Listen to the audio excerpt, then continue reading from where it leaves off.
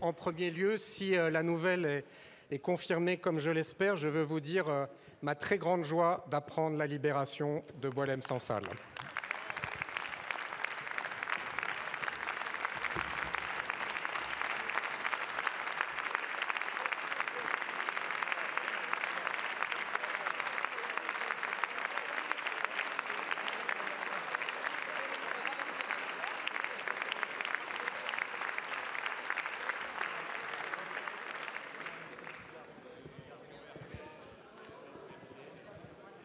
Monsieur le ministre de l'Intérieur, il y a 10 ans, la France plongeait dans l'enfer d'une nuit de sang et d'horreur.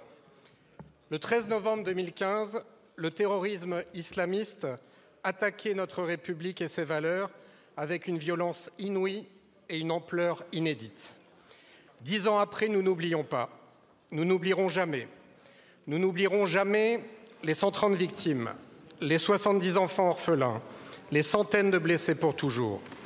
Nous avons aussi le devoir de ne jamais oublier celles et ceux qui ont tout fait pour les sauver, souvent au péril de leur propre vie. Honneur à eux tous.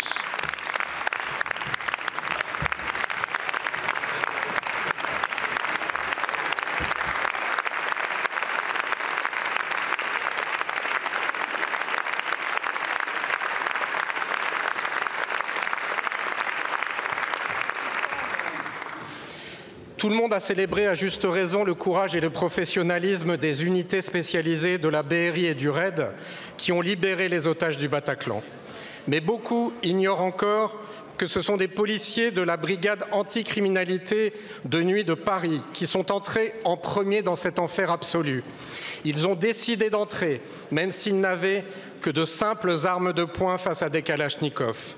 C'est leur commissaire et son équipier qui ont stoppé le massacre en abattant un des 3 terroristes. Ce sont 17 policiers de la BAC 75N qui ont immédiatement sécurisé la fosse et qui ont évacué eux-mêmes les premiers blessés. Tant de vies sauvées et pourtant ils ont été les héros oubliés du Bataclan.